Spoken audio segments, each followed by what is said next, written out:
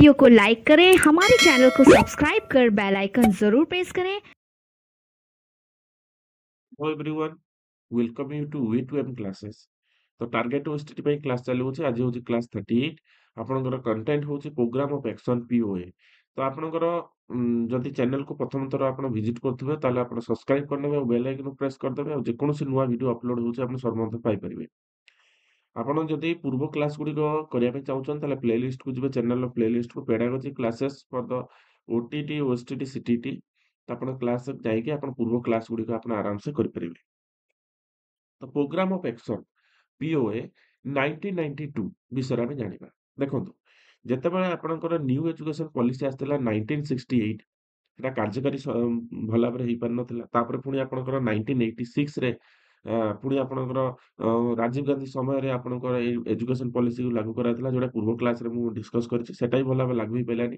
Finally ଆପଣଙ୍କ programme of action କରାଗଲା, ଯୋଉଟାକି 1992ରେ ଏଜୁକେସନ୍ ପଲିସିକି ଲାଗୁ କରାଯାଇଥିଲା। ଆଜି ପର୍ଯ୍ୟନ୍ତ ସେ ଏଜୁକେସନ୍ ପଲିସି ଚାଲୁଅଛି। ନ୍ୟୁ ଏଜୁକେସନ୍ ପଲିସି 2020 ଆସିଲା ପରେ ଯେଉଁ ଷ୍ଟେଟ୍ ମାନଙ୍କରେ ସେଟା ଲାଗୁ ହେଇଗଲା ନ୍ୟୁ ଏଜୁକେସନ୍ ପଲିସି, ଏଇ ପୁରୁଣା ପ୍ରୋଗ୍ରାମ ଅଫ୍ ଆକ୍ସନ୍ ଯୋଉ ପଲିସିଟା ଏଟା ଆପଣଙ୍କର ରିମୁଭ୍ କରି ଦିଆଯାଇଛି। ତ ଓଡ଼ିଶାରେ ବିଶେଷ କରିକି ଆପଣଙ୍କର ନ୍ୟୁ ଏଜୁକେସନ୍ ପଲିସି ଏପର୍ଯ୍ୟନ୍ତ ଲାଗୁ ହେଇନାହିଁ। ତେଣୁ ଏଇ ପିଓଏ 1992 ଏପର୍ଯ୍ୟନ୍ତ ଚାଲୁଅଛି। ତ ଏ ବିଷୟରେ ମୁଁ ଆପଣଙ୍କୁ ଧାରଣା ଦେଇଦେଲି। ତ ଆମେ ଡିଟେଲ୍ ଜାଣିବା ଯେ ପ୍ରୋଗ୍ରାମ ଅଫ୍ ଆକ୍ସନ୍ ଆମେ କାହାକୁ କହୁଛନ୍ତି, କଣ ଏହାର ମୋଟୋ ଥିଲା। National the national policy of education 1986 is result to review.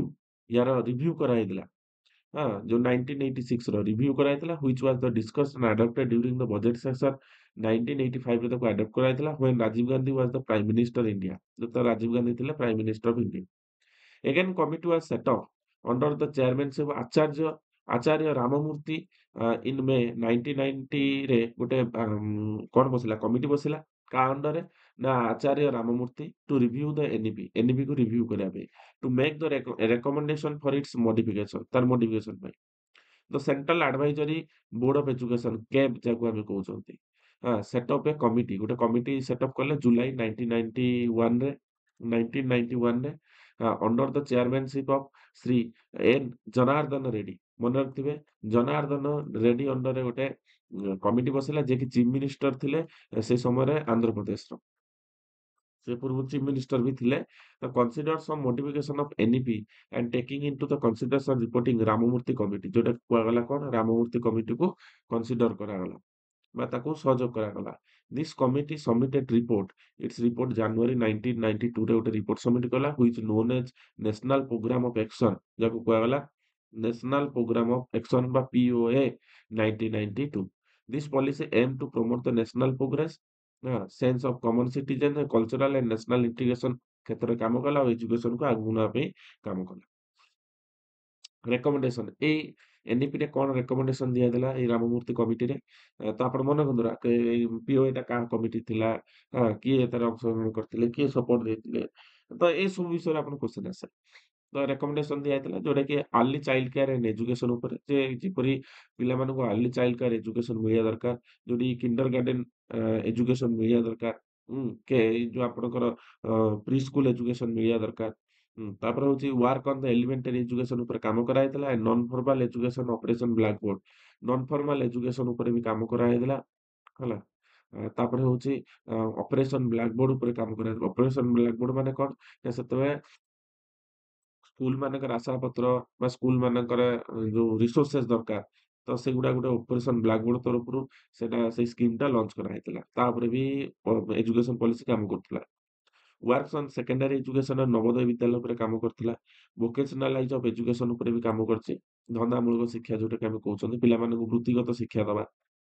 Open university and distance education ଉପରେ କାମ କରିଥିଲା। ଓପନ ୟୁନିଭର୍ସିଟି ଯେମିତିକି ଆପଣଙ୍କର ଇଗ୍ନୋ ହଉ, ଓଡ଼ିଶାରେ ଯୋଉ ସମ୍ବଲପୁର ୟୁନିଭର୍ସିଟି ଓପନ ୟୁନିଭର୍ସିଟି ହଉ, ତାପରେ ସବୁ କାମ କରାଯାଇଥିଲା। ତ ପ୍ରଥମେ ତ ଓପନ ୟୁନିଭର୍ସିଟି ଆପଣଙ୍କ ଇନ୍ଦିରା ଗାନ୍ଧୀ ଓପନ ୟୁନିଭର୍ସିଟି ଉପରେ କାମ କରାଯାଇଥିଲା। ୟୁଥ୍ ଆଣ୍ଡ ସ୍ପୋର୍ଟସ ଉପରେ ୟାର ମୋଟୋ ଥିଲା, ରେକମେଣ୍ଡେସନ ଥିଲା, ଯେମିତି ୟୁଥ୍ ମାନଙ୍କୁ କେମିତି ସ୍ପୋର୍ଟସ ମୋଟିଭେଟ କରାଯିବ। ଲାଙ୍ଗୁଏଜ ଡେଭଲପମେଣ୍ଟ, ଯୋଉ ନେଟିଭ ଲାଙ୍ଗୁଏଜ ସବୁ ରହୁଛି ତା ଉପରେ କାମ କରାଯାଇଥିଲା।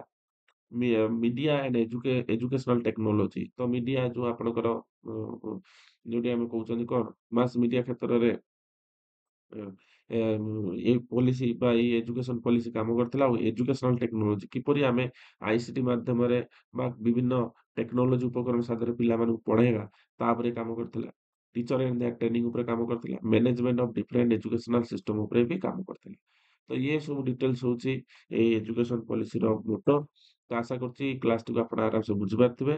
ଆଜିକା ପାଇଁ ଏତିକି ଧନ୍ୟବାଦ ସମସ୍ତଙ୍କୁ।